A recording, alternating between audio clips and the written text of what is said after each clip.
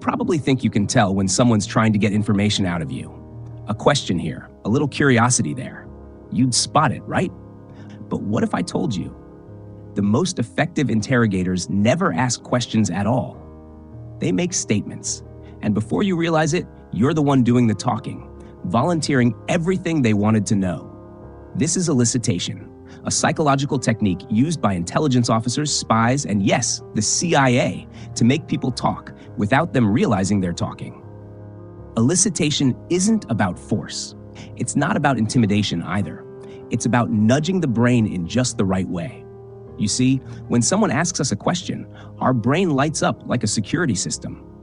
We instantly evaluate. Why are they asking? What do they want? Should I tell them? But when someone makes a statement, that system stays silent.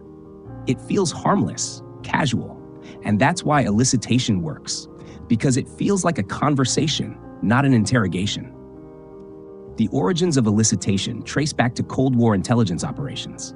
The CIA studied how Soviet spies were able to get sensitive information from unsuspecting US soldiers without ever sounding suspicious.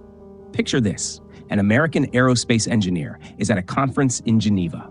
A man with a thick European accent strikes up a conversation over coffee and says, "I heard the new F-15 engines are struggling with overheating at high altitude. Our French models never have that problem." The engineer, proud of his work, scoffs. "That's just a rumor.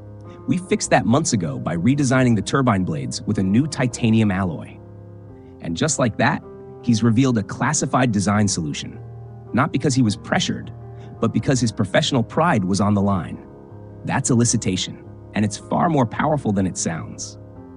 Why the brain falls for it. Our brains are wired to respond to inaccuracies. It's called the correction reflex. When we hear something that's wrong, especially about something we know well, we feel a subtle urge to fix it. It's automatic. Elicitation takes advantage of that reflex. By making statements that are slightly off, slightly assumptive, or slightly exaggerated, the other person feels an irresistible need to correct them. No pressure, no interrogation, just a casual chat. But in that chat, you're revealing far more than you intended. Now, you might be thinking, this sounds like spy fiction. But elicitation isn't confined to the CIA. It's used everywhere, in sales, in business, in journalism, and even in your daily conversations. Imagine you're trying to figure out how late your teenager was out last night. If you wanted to know when they got home, but you couldn't ask, what would you say? Most people would struggle. But an elicitation expert would say something like, "Wow, the dog was barking like crazy around 2 a.m. Hope that wasn't you." And instantly, your teen might respond, "Ha! No way, I was home long before that. I got in around 12:30. Boom, information obtained, no questions asked. Or at a family barbecue. "I heard Sarah's new job at the tech startup is super relaxed. They probably let her work from home all week." Her brother laughs. "Relaxed? No way. She's been pulling 60-hour weeks to get that new project launched." And then you find out about a secret project launch. It's human nature. We love correcting. We love explaining. We love to be understood. Now, elicitation isn't just about random statements. It's a craft built on 3 psychological triggers. Number 1, correcting the record.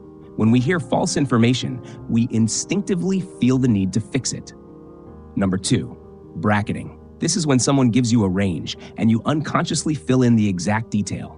For example, "I bet that new security system cost you at least $5,000 or $6,000. And your neighbor replies, "Oh no, we got a deal. It was only about $3,500. Information revealed, precise and effortless. Number 3, disbelief. Sometimes showing mild skepticism gets people to overshare.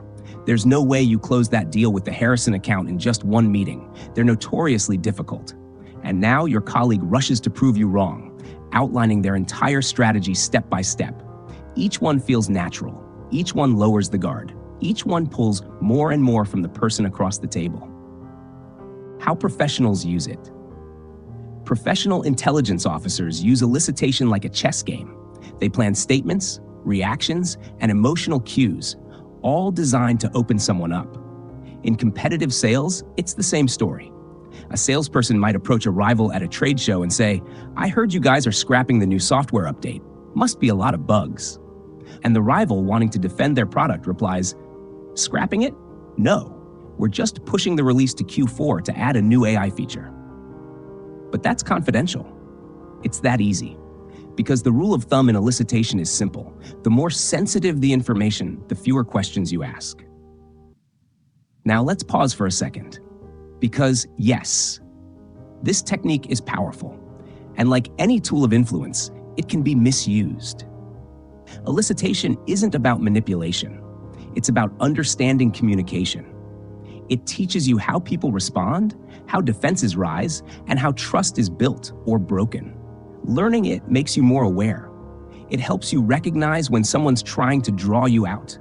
And it helps you control what you give away, in business, in negotiation, even in casual conversation. In the world of intelligence, the best interrogators don't need threats or lies or even questions. They just need a statement, crafted to make you do the talking. That's the secret of elicitation. It's not about making someone talk. It's about creating the silence where they want to. And once you understand that, you'll never listen to small talk the same way again.